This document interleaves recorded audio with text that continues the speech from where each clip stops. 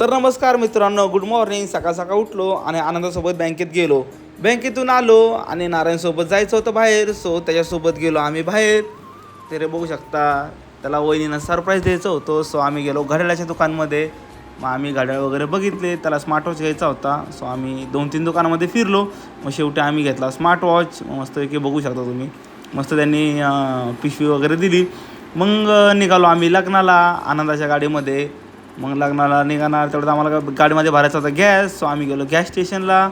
Gas स्टेशनला काही जास्त गर्दी नव्हती, त्याच्यामुळे आमचा लगेच नंबर आला.